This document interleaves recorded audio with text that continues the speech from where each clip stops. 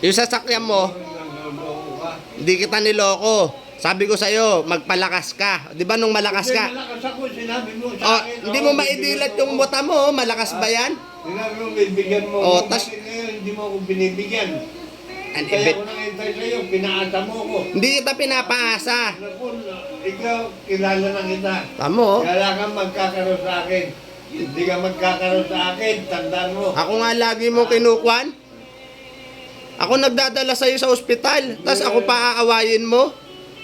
Hindi ka magkakaroon sa akin. Dapat nga maawa ka sa akin eh. Imbis nakakapagtrabaho ko, tuloy-tuloy ang biyahe ko, ikaw ang tinututukan ko. Hindi mo Oh. kailangan... Tamo, imbis magpasalamat ka ngayon, hindi kailangan. Pero nung, Dapat magpasalamat sa akin dahil yung kinakain mo. Sa akin ang gagaling yan. hoy, Ha? yung pension mo kulang pa, pambili ng gamot Hindi, mo. Yung kwan dito sa asosasyon. O, tamo, bakit mo papakilamanan yun? Hindi naman natin pera yun. O, pagkain natin, sarili natin. Ka pa, ganyan ka na, napakabay mo. Ngayon, wala na ka pala.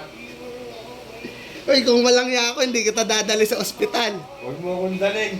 Bakit naman wag? O, haya ka namin mangisay dyan? Oo. O.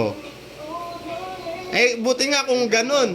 Buti nga, kung kami anak na walang ya, ganun, pababayaan ka na lang mangisay. Eh, kaso may damdamin kami.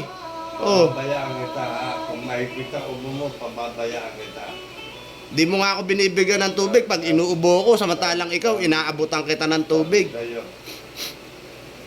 Oh. Kagabi, dinala ka sa ospital. O, hindi mo inisip magkano binayad sa ospital. O, ayan o, nasa braso mo pa yung ano sa'yo, bulak. Alatang may ebidensya ka pa. O,